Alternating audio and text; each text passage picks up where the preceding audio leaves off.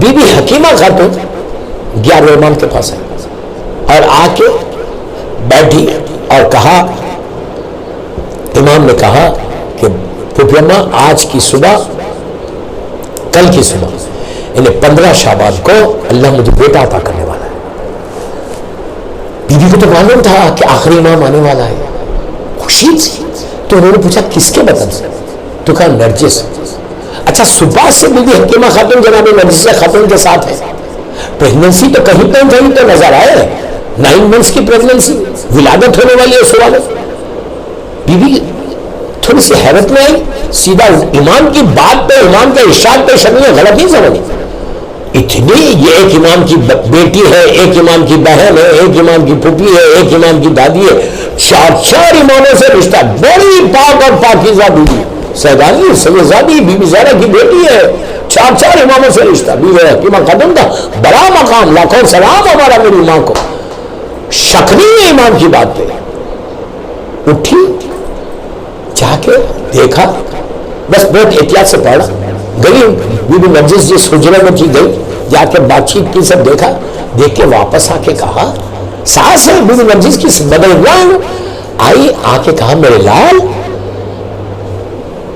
Pregnancy کے تو کوئی آثاری نظر نہیں آ رہے، حمل کے تو کوئی آثاری نظر نہیں آ رہے۔ تو میرا 11واں امام مسکرایا، مسکرا کے کہا پھوپھی اماں اللہ مجھے یہ بیٹا بالکل نبی موسیٰ کی طرح دے گا، جیسے نبی موسیٰ کی پریگننسی کو چھپایا گیا تھا ویسے میں نے اس بیٹے کی پریگننسی کو چھپایا گیا۔ آپ سوچیں گے غیبت شروع سے غیبت شروع ہوگی کہ دشمن کو پتہ ہی نہیں چلے کہ 12واں آنے والا ہے۔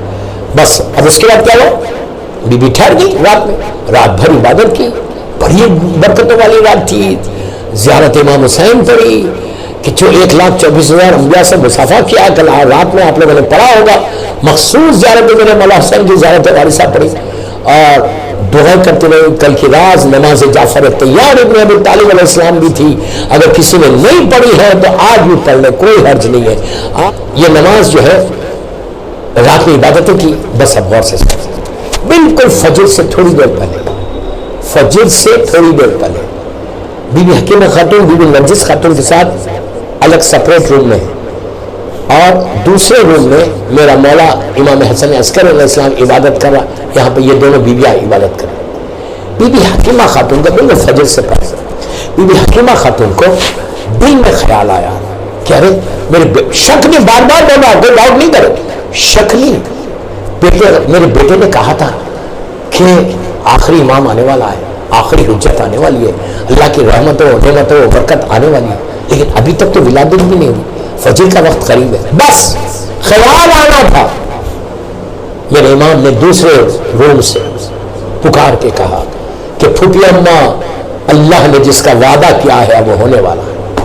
عزیزو اس کے بعد جب یہ ہوا، بی بی حکیمہ، اب حضرات حکیمہ بی بی حکیمہ خاتون سے ہی چل رہی، بی بی حکیمہ خاتون کہتی ہے کہ کچھ دیر گزری، نماز فجر سے بالکل تھوڑی دیر پہلے، آج کی صبح تھوڑی دیر پہلے آثار حمل نظر آنے لگے۔ بی بی نرجس خاتون ایک عورت کی پہچان سکتی، بس میں اس سے زیادہ نہیں بتا، بہت احتیاط سے پڑھ، آثار حمل نظر آنے لگے۔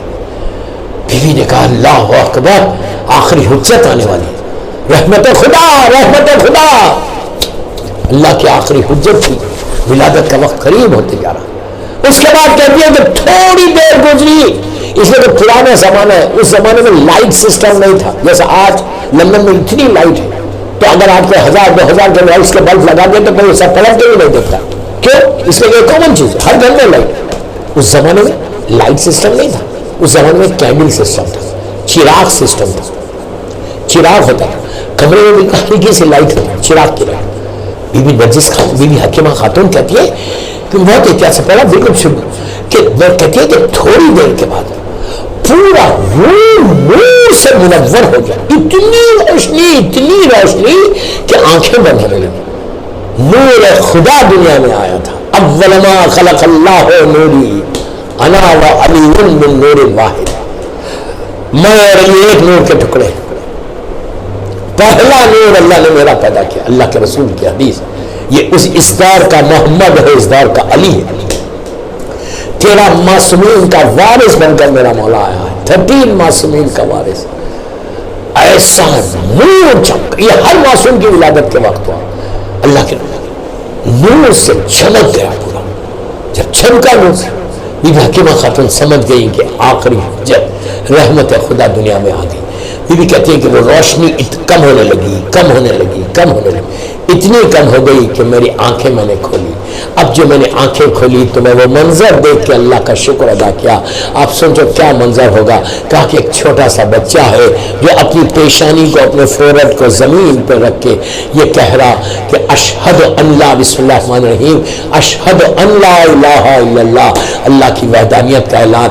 پھر اپنے جد کا اشہد ان ابی محمد رسول اللہ، جدی محمد رسول اللہ، میرا جد میرا محمد رسول اللہ ہے. پھر کہا اشہد ان ابی علی ولی اللہ وصی رسول اللہ خلیفتہ بلا فساد. میرے مولا اپنے اللہ کی وحدانیت، رسول کی رسالت، میرے مولا کی ولایت کا اور اس کے بعد پورے اماموں کی ولایت کا اعلان.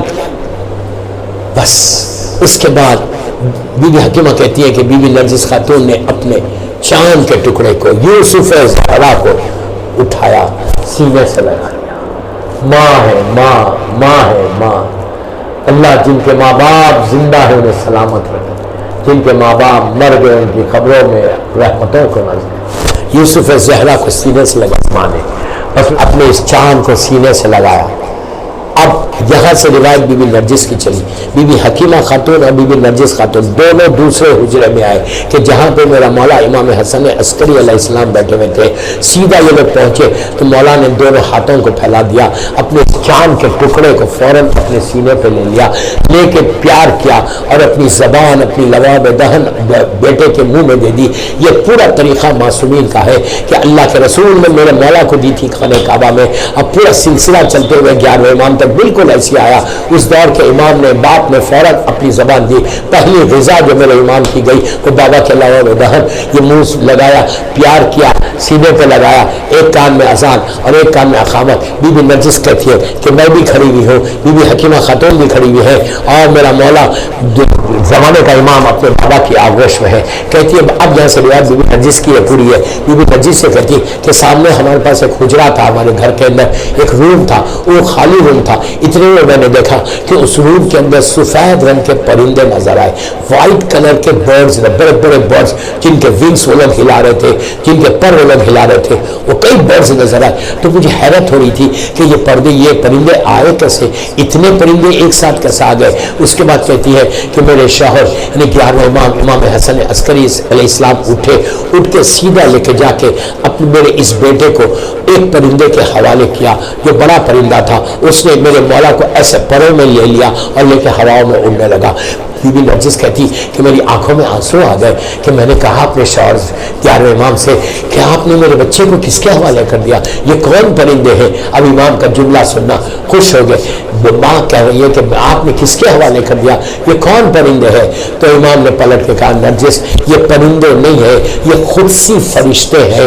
یہ جیسے تمہارے بیٹے کا انتظار زمین پہ ہو رہا اسی طرح اس میرے بیٹے کا انتظار آسمانوں میں ہو رہا. یہ فرشتوں کے پاس گیا ہے، آسمانوں میں گیا ہے، اور وہاں سب سے ملاقات کر کے سب زیارت کریں گے، اس لیے کہ آخری اللہ کی حجت ہے، آخری رحمت ہے، آخری نعمت ہے، آخری برکت ہے، اپنے دور کا محمد اور علی ہے. پھر وہ واپس آئے. اب یہاں پہ ٹوٹل غیبت تھی، کسی کو نہیں معلوم تھا، کسی کو نہیں معلوم تھا کہ 12واں آ گیا. آپ ایک سوال، کسی کو نہیں معلوم تھا کہ 12واں آ گیا، اس لیے کسی کو نہیں معلوم تھا کہ یہ ٹوٹل غیبت. اگر ظالموں کو معلوم ہو جاتا تو ظالم فوراً میرے مولا کو قتل کر دیتے. تو انہوں نے کیا بالکل مولا کا جو 11ویں امام کا جو گھر تھا، جب میں نے بتایا مولا کے روم کے بالکل پیچھے ایک اور روم تھا، وہاں میرا 5واں میرا زمانے کا امام رہتا تھا. وہاں آپ رہتے تھے. وہاں پہ 5 سال گزارے اپنے بابا کے ساتھ. 255 ہجری 15 شعبان کو ولادت ہے اور 260 ہجری 8 ربیع الاول کو 11ویں امام کی شادی. تو 5 ایئرز تک اپنے بابا کے ساتھ. پہلی مرتبہ جو میرا امام باہر آیا، پبلک میں آیا، وہ کب تھا؟ جب 8 ربیع الاول 260 ہجری، جب میرے 11ویں امام کی شہادت تھی، جب ظالم معتمد باللہ نے، اللہ اس پہ عذاب نازل کرے، اس نے جب میرے مولا کو زہر دیا. اور اچھا جی، یہ مولا کا گھر تھا، یہیں پہ مولا رہتے تھے اور وہیں پہ دفن کیا گیا. 10 امام کو بھی وہیں دفن کیا گیا. 11 امام کو بھی وہیں دفن کیا گیا. بی بی نرجس خاتون بی بی حکیمہ خاتون اسی گھر میں دفن ہے جب میرا مولا کا گھر تھا. معتمد باللہ نے جب 11 امام کو زہر دیا، وہ کتنی آسانی سے بولا مولا میرا شہید ہو، میرا زمانے کا ایمان یتیم و یسیر ہو گیا، بابا بھی چلے گئے، ابھی بھی نرجس خاتون کا بھی انتقال ہو جائے. بس پہلی مرتبہ فرسٹ ٹائم امام جو پبلک میں آئے وہ وقت تھا کہ جب 11 امام کو غسل و کفن امام نے دیا، اس کے بعد آپ کا تابوت، آپ کا کافر باہر آیا. آپ دیکھو اتنا سیکرٹ تھا یہ کہ سگے بھائی 11 امام کے جناب جعفر ان کو بھی پتا نہیں تھا. روایتوں میں کہ صرف 4 آدمی کو معلوم تھا کہ بالا آ گیا. 5 سال تک 4 آدمی کو معلوم. کون؟ بی بی نرجس خاتون، امام حسن عسکری علیہ السلام، بی بی حکیمہ خاتون، ایک کنیز کے بارے میں ہے یا غلام کے بارے میں، بس 4. کسی کو نہیں معلوم تھا. سگے 11 امام کے سگے بھائی جعفر ان کو بھی نہیں معلوم. فیملی کسی کو نہیں باہر معلوم کہ بابا زمانہ اتنا خراب تھا، زمانہ اتنا پراشر تھا کہ مولا نے کسی کو بتایا نہیں تھا، اس لیے کہ حالات خراب تھے. پہلی مرتبہ کب جب میرے 11 امام کیا تابوت 8 ربیع الاول کو گھر سے اندر سے باہر آیا صحن میں، اور صحن میں کئی 100 لوگ کھڑے ہوئے، حکومت کے لوگ بھی تھے، سب کھڑے ہوئے جنازے کی نماز پڑھنے کے لیے. پورے شہر میں ہو گیا ڈھونڈ کے مولا شہید ہو گئے، اور سب یہ سمجھ گئے کہ بابا آیا ہی نہیں. ایسا سیکھ رہے تھے، بھائی کو نہیں معلوم، کسی کو نہیں، سب سمجھ گئے بابا آئے اور 11 امام شہید ہو. شادی کو بھی ایسی لاز رکھا تھا، یہ بھی لاز. اب آپ جس امیجن کریں، تصور کریں، what I'm saying, look at me. مولا کا تابوت آ کے رکھا، سفر بننے لگے، اور جنازے کی نماز اب شروع ہونے والی تھی. اعلان ہوا نماز جنازہ کا تو سب آگے کھڑے ہو گئے. میں نے کہا کہ مولا کے گھر کے صحن میں ہوا یہ نماز ہو رہی تھی. مولا کے گھر کا دروازہ جنازہ باہر آئے تو بند ہو گیا. جیسے ہی جعفر مولا کے بھائی آگے بڑھے اپنے بھائی کی نماز پڑھانے، جنازے کی نماز کو لیڈ کرنے. ہمارے پاس وہ ہے کہ غسل بھی معصوم کو معصوم دیتا، نماز بھی معصوم کو معصوم پڑھاتا. اسی لیے کہا گیا کہ جب انشاءاللہ میرا امام زمانہ ظہور کرے گا، انشاءاللہ، اور ہم مولا کی نصرت کریں گے ویسے جیسے مولا چاہتے ہیں. تو ظہور کے بعد جب امام کی شہادت ہوگی، اس سے پہلے امام حسین زمین پہ واپس آئیں گے، تو مولا حسین اپنے اس بیٹے کو غسل دیں گے، کفن پہنائیں گے اور نماز جنازہ پڑھیں گے، اور اپنے ہاتھ سے دفن کریں گے. امام کو امام دفن کرتا ہے، امام کی نماز امام پڑھاتا ہے، امام کو غسل امام دیتا ہے. یہ ہمارا عقیدہ اور سلسلہ چلتا ہوا ہے زمانے کے امام کو مولا حسین. اسی لیے ہم زیارت اربعین میں جا کے اس کا ٹرانسلیشن دیکھ تو اس میں ہم یہ کہتے ہیں کہ مولا حسین واپس آنے والوں میں سب سے پہلے آپ ہم وٹنس زیادہ اربعین کے لاسٹ میں ہم دیکھیں کہ ہم بولتے ہیں کہ مولا وٹنس ہے کہ واپس آئیں گے.